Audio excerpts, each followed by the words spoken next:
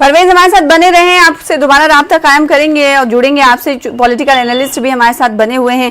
मोहम्मद अमीन साहब, मैं आपके पास आना चाहूंगी। पीलीभीत से हमारे नुमाइंदे जुड़े हुए हैं। उनका ये कहना है, अभी तक जो अपडेट उन्होंने दिया कि अभी 27% से ज्यादा पीलीभीत में वोटिंग हुई है और वोटिंग के माने, जहां पर जिन इलाकों में ज्यादा वोटिंग होती है उसके माने आप हमसे बेहतर समझ सकते हैं कि या तो बदलाव की जरूरत है या फिर लोग नाराज हैं।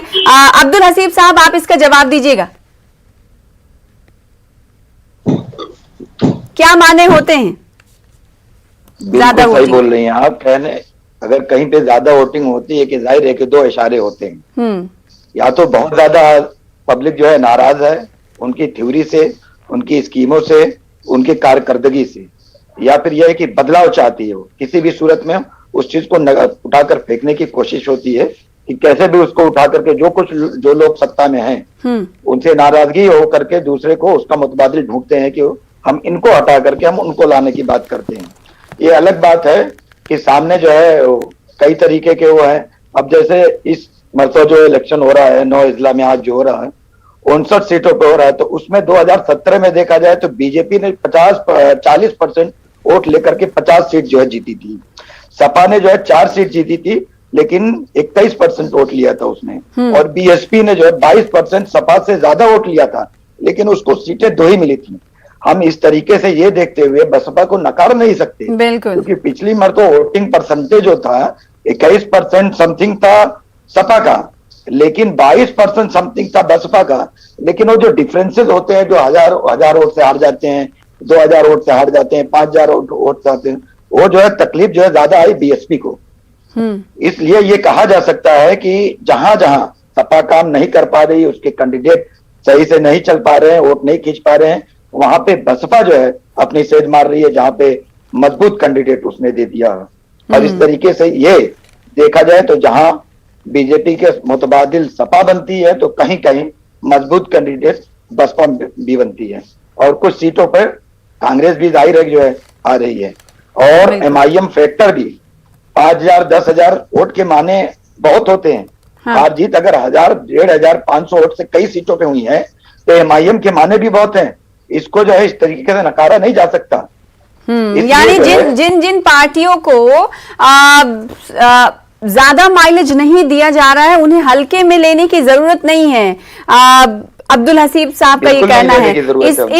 इस बात से मोहम्मद अमीन साहब किस हद तक मुत्तफिक है ये जानना जरूरी है, क्योंकि बीएसपी के लिए पहले, दूसरे और तीसरे फेज में उतनी ज्यादा बहस इस बीएसपी को लेकर नहीं हुई, लेकिन धीरे धीरे कहा जाने लगा जितना जिस तरह से नजरअंदाज बीएसपी को किया जा रहा है उस तरीके से नजरअंदाज ना किया जाए, बल्कि हो सकता है कहीं वो किंग मेकर की हालात में ना आ जाए आने वाले दिनों में।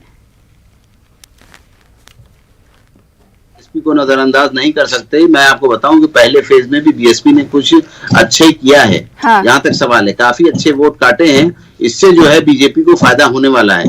मैं आपको अब बताऊं, क्योंकि कांग्रेस भी लड़ रही है और ओवैसी भी लड़ रहे हैं और समाजवादी भी लड़ रही है। तो ये सहारनपुर साइड में जहां मुसलमानों का एरिया है वहां पर बीएसपी ने अपने कैंडिडेट मुसलमान खड़े किए हैं, तो उससे उनको, और हरिजन जो वोट है, ये दोनों वोट काटेंगे तो उससे बीजेपी को फायदा होगा। आप देख लीजिए कि जो पीलीभीत का साइड है, इस एरिया को मैं अच्छी तरह जानता हूँ, तराई का इलाका कहलाता है, लखीमपुर खीरी है ये। अभी जो हफीज साहब कह रहे थे बात को कि यहाँ पर जो है तो गवर्नमेंट के अगेंस्ट वोट पड़ सकता है। देखिए ऐसा है, दोनों बातें हैं। अभी इलेक्शन के डब्बे खुले नहीं है, 10 मार्च को खुलेंगे, लेकिन अभी ये नहीं कहा जा सकता इट्स टू अर्ली कि उसमें, देखिए अब जनता जो है बदलाव भी चाहती है, जनता डेवलपमेंट भी चाहती है। तो जहां तक देश का सवाल है, देश में जो तरक्की करने की बात हो रही है या जो तरक्की करने की बातें आई हैं या और भी मुद्दे हैं जिनकी वजह से बीजेपी अपने को कहती है कि मैं मजबूत हूं और मुझे यहाँ पर बढ़त मिलेगी, तो ये भी देखना होगा, कास्ट फैक्टर भी देखना होगा। तो अभी की टू अर्ली कि हम कहते हैं कि साहब ये जो है तो गवर्नमेंट के अगेंस्ट है।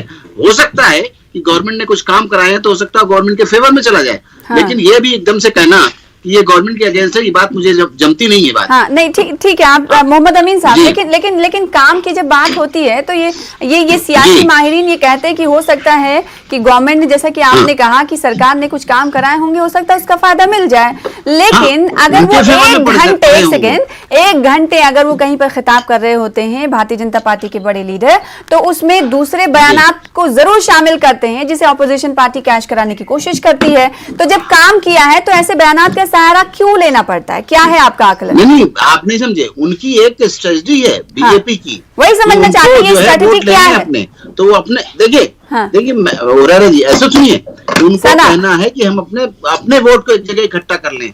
जैसे ओवैसी का फैक्टर है, ओवैसी के फैक्टर है तो मुसलमान को काटेंगे, बहुजन समाज पार्टी ने अगर मुसलमान को टिकट दिया तो वो मुसलमान काटेंगे या हरिजन को काटेंगे, इस तरीके से ये वोट बढ़ जाएंगे। जब वोट बढ़ जाएंगे तो जो अपनी बात करते हैं, एक तो डेवलपमेंट की बात करती है बीजेपी, फिर उन्हें अपने लिए हिंदुत्व की बात करती है, तो उसमें बीजेपी को फायदा होने वाला है। आप ये समझ लीजिए, ये मत समझिए कि वो इधर उधर की बात करते हैं, वो जानबूझ के इसलिए बात की जाती है कि हमारे वोट एक जगह इकट्ठे रहें, अपने वोट बैंक को एकजुट करने के लिए ऐसी बातें कही जा रही हैं। हाँ, ठीक है हसीब साहब, इस बात से आप किस हद तक इत्तेफाक रखते हैं कि भारतीय जनता पार्टी के जो बड़े लीडर हैं इस तरह की बात करते हैं? जब हम डिबेट इस मुद्दे पर करते हैं तो जो छोटे लीडर स्पोक्स पर्सन है उनका ये कहना होता है कि नहीं, इस तरह वो इस पर राय भी नहीं जाहिर करते, लेकिन कहते हैं कि हाँ, इस तरह के अल्फाज वो इस्तेमाल नहीं करेंगे। लेकिन बड़े लीडरों की तरफ से धड़ल्ले से इस तरह के अल्फाज इस्तेमाल किए जाते हैं जो कि नागवार गुजरता है। जो पढ़े लिखे इंसान होंगे उन्हें नागवार गुजरेगा।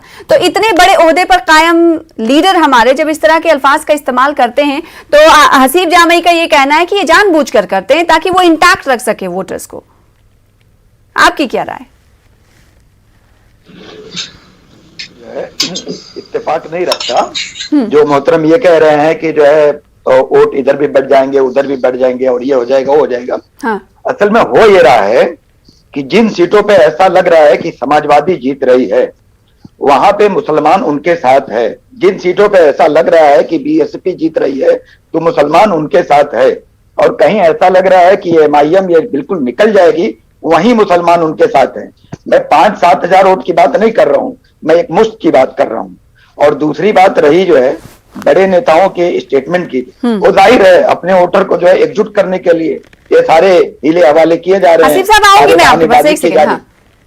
लौटूंगी आपसे रिएक्शन लेंगे। एक सेकंड, अमीन साहब बात अपनी पूरी कर ले। अमीन साहब देखिए, नो कह रहा था कि इसी आप बात करिए। हसीब साहब, सॉरी माफ कीजिएगा, हसीब साहब आप अपनी बात रखिए, आपके पास लौटूंगी मैं।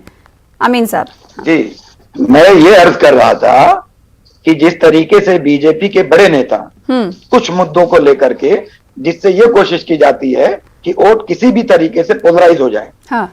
इसका मतलब ये नहीं हो, जैसे अमित शाह ने जो है कभी एमआईएम के फेवर में स्टेटमेंट दे दिया या कभी बीएसपी के फेवर में स्टेटमेंट दे दिया। इसका मतलब नहीं है कि लक्का छुपी चल रही है। हाँ। इसका मतलब कतई ये नहीं है। अच्छा। वो ये चाह रहे हैं कि जो एक मुश्त एक धड़ल्ले से एक लाइन लगी हुई है किसी की जानी, वो लाइन किसी तरीके से तोड़ दी जाए। इसका मतलब ये होता है, यह मतलब नहीं होता है कि उनके फेवर में लक्का छुपी चल रही है, कोई समझौता हुआ। इसका कतई मतलब ये नहीं होता। हाँ। आप ये भी देखिए ना, 325 और 47 कितना खाई पहाड़ का फासला है, कितना गैपिंग होगी। 13% वोट चाहिए समाजवादी को सरकार बनाने के लिए, 13% वोट उससे ज्यादा चाहिए, तब कहीं जाके सरकार बन पाएगी। लेकिन इन तमाम पार्टियों को जो है उनकी कारकर्दगी से नकारा नहीं जा सकता। और जो बड़े नेता बीजेपी के स्टेटमेंट देते हैं वो इसीलिए देते हैं कि जो एक तरीके से एक मुश्त लोग जा रहे होते हैं। हाँ। जो हर सीट पे लगता है कि भाई फलाने जीत रहे हैं तो उनका ये लोग साथ दे रहे हैं, उनको तितर बितर करने के लिए, उनको जो है उस भीड़ को जो है भड़काने के लिए, हटाने के लिए, वहां से हटाने इस तरह के बयानात के पीछे आपका नजरिया ये है, आपकी राय ये है कि वोटरों को फैलाने के लिए और बिखराव के लिए वो इस तरह के बयानात देते हैं। अमीन साहब मैं आपसे इसका जवाब लूंगी, लेकिन छोटे से ब्रेक के लिए रुकेंगे, ब्रेक के बाद जल्द लौटेंगे।